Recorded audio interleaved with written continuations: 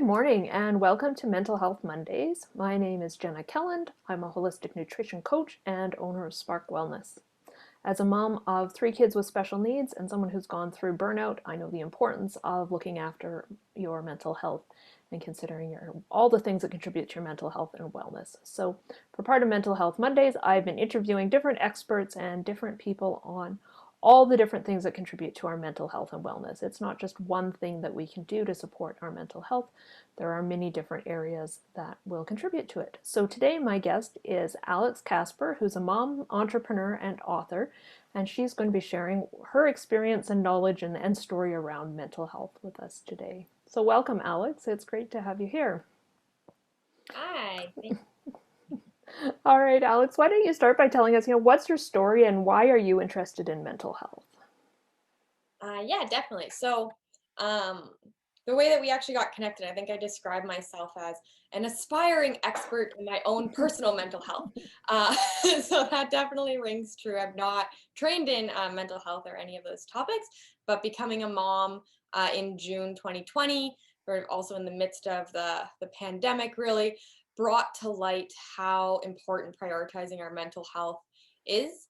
And that was such a major shift and continues to be a major shift in my identity. And so I've been going through sort of my own journey in becoming a mom, coping with all the uncertainty in the world, and also my own parenting journey. And so that's why I've had a sort of a renewed interest in discovering all the research on mental health and how that relates to us on a personal level. So yeah. All right. And I know when we were communicating about the show, you were telling me that one of the challenges, of course, is COVID, is that a lot of the things we used to consider part of our mental health supports maybe aren't available in the same way. Can you talk a little bit about how that's affected you or other moms that you've been around? Yeah, definitely. Especially being a mom, one of the things that comes up in even in your medical care is, pre-screening for postpartum depression and anxiety, and then after you have your baby, there's all these questionnaires and screening, and so you get given a lot of these like beautiful infographics of, how to, preemptively prepare if in case you have low mood or the baby blues, and then it has the checklist of if you do these things, you're more likely to not have it. And then all those things, sitting there reading a list that was written before COVID, it just hits you how much is inaccessible. So it would be like, oh, get out of the house and meet a friend for coffee. And you're like, okay, can't do that. And then it's like, have someone come over to your house and help you with the laundry. And you're like, okay, well, I can't do that. Um, just sort of all of these things where, like, I was really looking forward to signing up for some baby and me like playtime or swimming or all of these activities that you envision your mat leave being, meeting people and getting to know new mom friends. And still, it's my baby's almost 9 months and I still am like, mom friends, where are you? Hello. I'm looking for you. um so yeah, I would definitely say COVID has taken a period of life that's already really overwhelming, and just sort of stripped away a lot of the support networks that have been there in the past. So that's actually why I looked for something to fill that void, I guess, of like, how do I connect with people and feel like I'm, doing something other than sitting in my tiny Vancouver apartment with my baby all day long with nowhere to go. Um, yeah.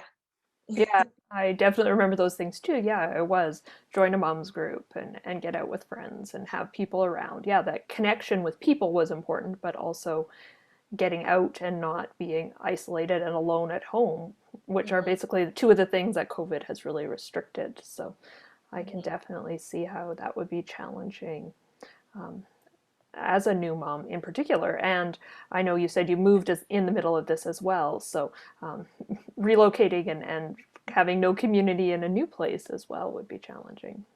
Yeah, and also that was um yeah, it's only in retrospect I'm like, yeah, this has been a lot because when we decided to we were living in British Columbia on the one side of Canada and all of our families in Ontario, which is a few thousand kilometers away. Mm-hmm. So we drove here with our cats and our 4-month-old baby.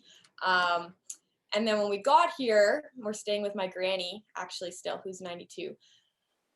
That's when I just really started experiencing a lot of like low mood and like depressive symptoms and just so much overwhelm and like inability to function, that I was like, okay, this is like not okay. Like I need somebody, you know, the checklist of go have a bath is like not helping me right now. I need a professional. So that's when I reached out and started working with a counselor. And in our first session, that's when you kind of just lay, that's when I say it's like you dump out your shoebox of problems and you're like, okay, here's all the things. So I was like, oh, like moved and baby and COVID and not having the delivery that I really had hoped for, because I had to have a planned C-section and that wasn't what I wanted. And then there's being in a home that's not my home, and she's like, of course you're having a problem. And I feel like hearing that, I was like, like it was almost relieving to know that, like, okay, it's okay to not be okay. It was almost as if someone was giving me permission. That it's like, I'm not supposed to be doing. She's like, you're not. She's like, it'd be concerning if you were fine right now, basically. And that was very relieving. And I feel like that's also part of even being a mom. When you strip away a few of those bigger pieces, even just becoming a mom is something where it's such a big transition that I think it's like, it's okay. You know, nobody's expecting this to go smoothly. I don't think. Yeah. I think that's a really important reminder that, whether you're becoming a new mom or if you've already got kids or you're dealing with job changes or any of the things going on with the pandemic by itself is a challenge, but we're all dealing with layers of challenges on top of each other. So yeah, it's okay to not be okay. It's okay to be struggling. And that would be expected right now. We can maybe bring down some of our expectations, be a little gentler with ourselves overall. Mhm. But I know what you want to talk about is you took an interesting approach once you discovered that you needed something different, that you were having some challenges with this transition and all the stress and such. So what did you do? What was your solution to this situation? Yeah. So I ended up actually self-publishing and creating a book called Mom Has to Poop. And the inspiration for this book was reading with my daughter when she was only a couple months old. And I was reading, one of those classic children's books about like your assorted barnyard animals.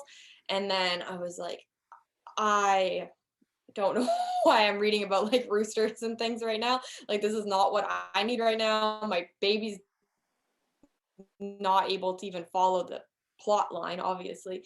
So I was like, what if we had a book that actually captures, what being a mom is really like? And so I'm just going to show a couple Yeah. pages because the book kind of pairs a couple things. So, for example, the first page is like, when you cry, I try my best to find out why. I am a great mom. And so it goes through a couple different pairings, that then the second half of the book is sometimes I cry because mom gets overwhelmed too. And so that's sort of the premise of the book. As it goes through, for example, like, when you poop, I change your diaper. I'm an awesome mom. And then, as you can expect from the title, it goes, sometimes I need to put you down because mom has to poop too.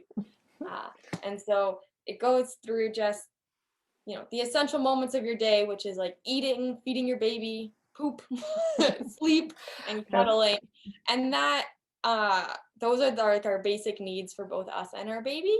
And then, yeah, featuring the really beautiful artwork by Nikki Gonzalez, who's an artist that's Yeah. currently living in Vancouver. So I just really wanted to produce sort of this beautiful artwork, positive affirmation piece that could be there for new moms, because I've come to really appreciate how powerful really simple words are. So that's why each page is like, I am a great mom. I am a fabulous mom. And I think saying those things out loud, like, I still sometimes, depending on the mood I'm in, like if I read this book myself to my daughter, like it sometimes makes me like teary. I'm like, oh, Hmm. like I'm the one who wrote it, and I'm still like, oh. Yeah. And I think it combines that power of affirmations of hearing you say, I'm a great mom, over and over with um, connecting with your child. And that's so important too, that reading and talking to your child. And I think, maybe challenges some of those ideas about motherhood. which I Yeah, just, because it was also funny when I started sharing it, like on Facebook, like, oh, like I've made this book, like to like all my friends and family that are on Facebook. And I was like, oh, like to-do list is, eat, poop, sleep, and cuddle. And then someone was like, oh, like, and read and have a shower. I'm like, no, the whole point is that you don't have, your child's not going to become illiterate if you don't read to them every day. Mhm. Like the world's not going to end if you don't have a shot. Like there are very, very, very few things that as humans we need every single day. And when you start making this huge list, it's just, it's not productive to add in all these like aspirational to do items. So Mhm. Yeah, boiling it. again, that idea about reducing our expectations, being gentle with ourselves. We don't have to do everything and be everything and get it all done at the same time, right? Yeah, and I think that's also because people are like, oh, how did you have time to be like doing a book? Like you must be doing so well. So that's why I also always try to share like, no, like I'm still really working through my own like mental health journey, and I still have days where I'm completely overwhelmed. And so setting reasonable levels, like on my website for the book, it says like orders go out once a week. Like I am only going to the post office once a week to send you this book. This is not there's no option for priority shipping. Like your book gets to you when it gets to you because this is run by a mom. Mhm. Um, and so I think just being upfront about our expectations with ourselves and also that other people have of us. Because that's another thing is people just expect us to be doing all of these things, saying like, wait, no, stop. I can't Yeah. do all that stuff. And I think as an entrepreneur, being really direct about that. I don't do priority shipping. This has to work for me and my schedule and my wellness as well as an important message to entrepreneurs. Mhm. And I know you mentioned that this book was part of your self care approach, your way of looking after yourself and supporting your mental health. So, can you tell me a little more about that? Yeah. Yeah. So that was actually one thing that when I was like, okay, I'm really gonna do the book, and then I kept waffling when I was even talking with my therapist. I was like, is this crazy? Like, am I just, putting more things on my plate that are gonna be stressing me out? And then she really sort of elucidated this idea of like good and bad stress. It's like how when you are taking on new challenges, we talk about like, oh, you can't grow as a person unless you're feeling uncomfortable and things. So that's good stress compared to, like financial stresses or some other like uncontrollable family emergency stresses are like really bad.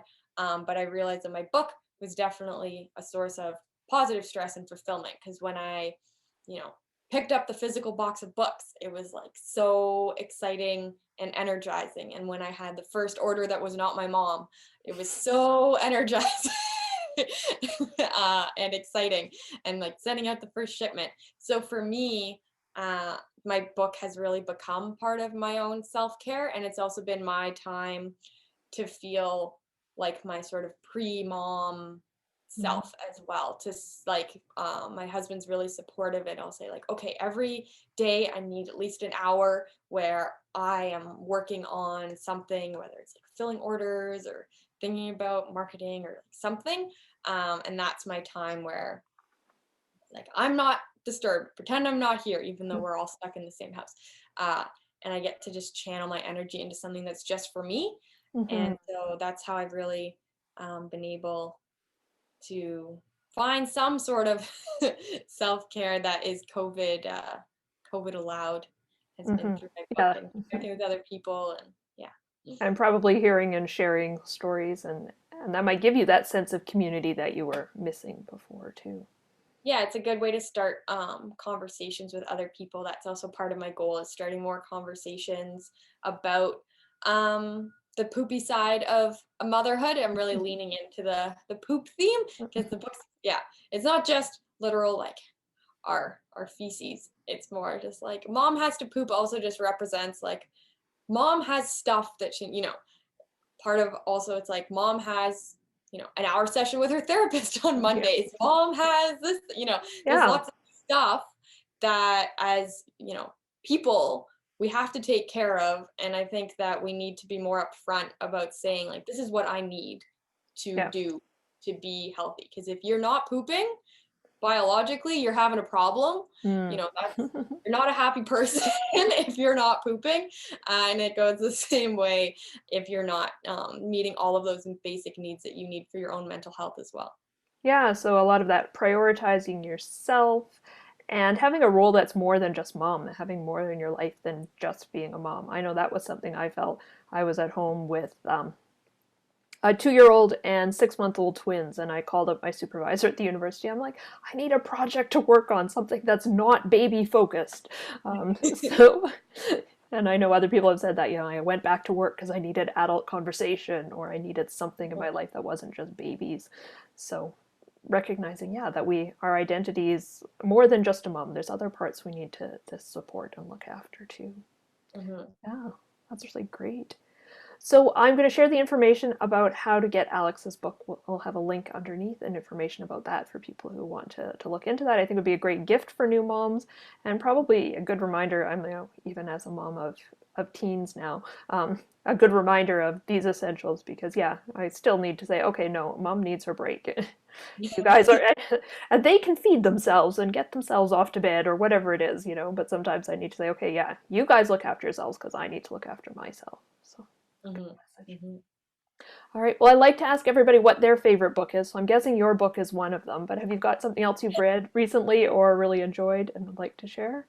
Yeah, so I actually just started reading now that my daughter's 9 months and has started doing some, not just baby activities. Like she has her fake cry. I'm like, maybe I should look into parenting and how the Okay. heck that works.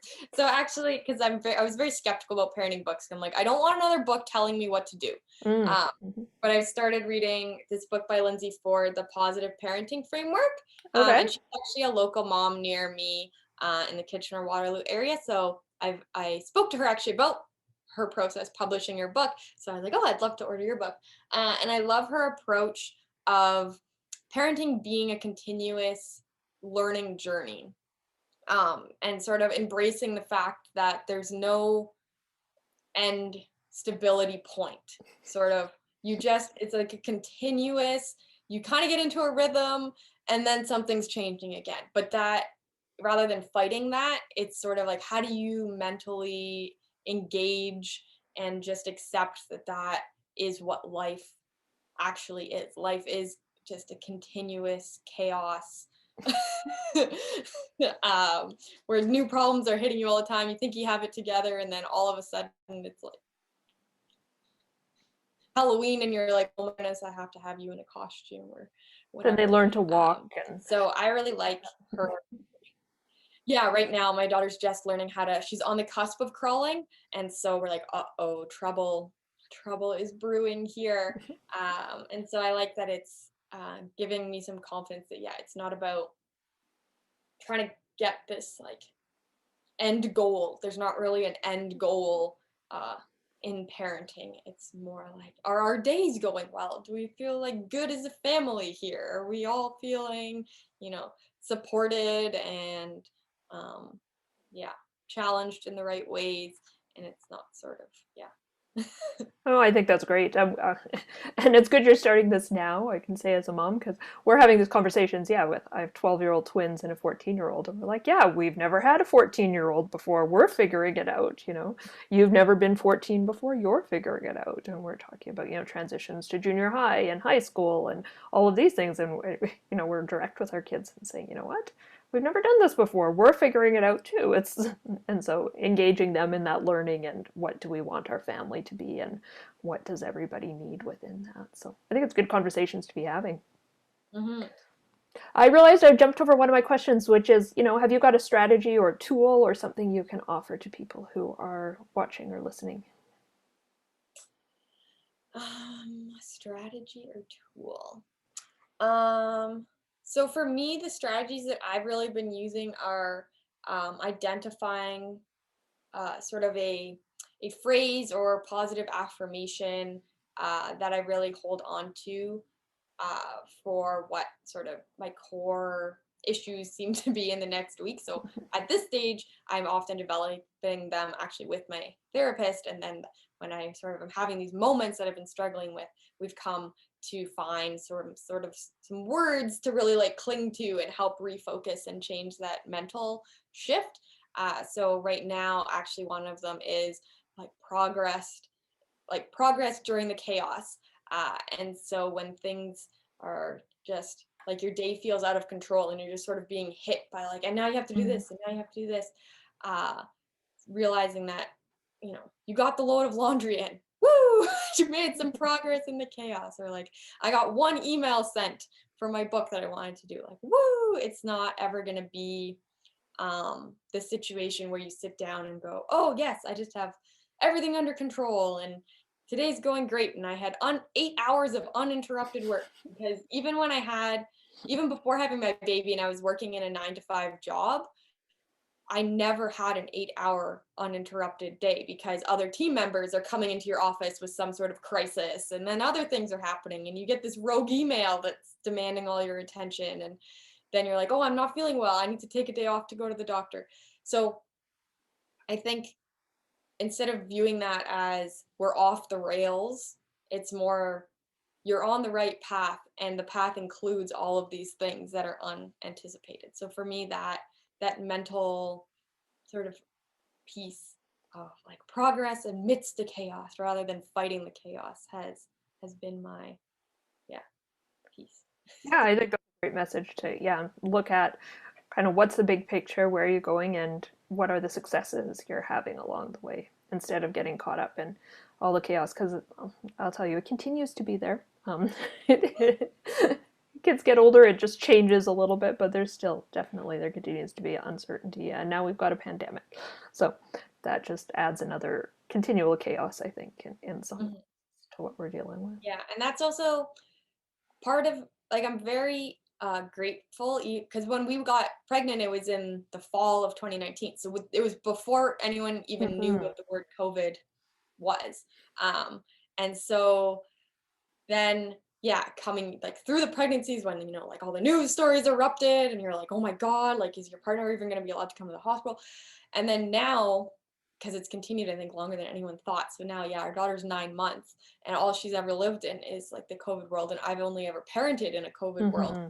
But I often go, wow, I'm really glad actually that this worked out having our baby during COVID, because in a time when a lot of people, I think, are just sort of hunkering down and like waiting for the storm to pass, you can't do that as a parent because your child, like, she was only ever 6 months 6 months old for a month, and that month happened to be when COVID was happening. But like, we can't. She's never going to be 6 months old again, and right now, like, she's never going to be 9 months old again. So you have to do, like, her first Christmas was during COVID, but you can't just like hunker down and ignore it because next year it's going to be her second Christmas. Like, she doesn't get, you can't just wait, I think. Mm-hmm. And so that's also a piece with COVID is I think a lot of people have sunk into a pattern of sort of like waiting out the storm, but having a baby has really made us realize, like, okay, you can't just sit. Mm-hmm. Life is going on and things keep going, and you gotta sort of keep your head above water and try to figure out what the next move is. So I'm actually really grateful that she's that reminder for us about how much things are still progressing and growing and positively moving forwards. Oh, that sounds really good. I think that's a good place to end, Alex. And I really appreciate your insights on, challenging our expectations of what motherhood should be and what we need to do to be a good mom. And also looking at self-care and how doing things beyond being a mom, how having other interests and other things to keep us busy can be part of self-care. It's not just, bubble baths and spa visits. There's more to self-care. And, I know for me, one of the things that's important for my self-care is learning. So as I said, I'm always looking for new books to read and things to do that, because that's part of my self-care. If my brain's not kept busy, if I'm not thinking and exploring new things, then I've realized that's not healthy for me. So I appreciate you being on the show this morning. Um, I will let people know Alex's contact information is going to be in the notes and the comments, so feel free to get in touch with her and find out more about her book. I know she's got some other events and things coming up for moms as well, so check out her social media to find out more about those. And I encourage you to join us again next week, where we'll be talking with another expert or another real person about their experiences with mental health and wellness and all the different things that really contribute to our mental health. So have a great day, take care, be well, and we'll see you again next week.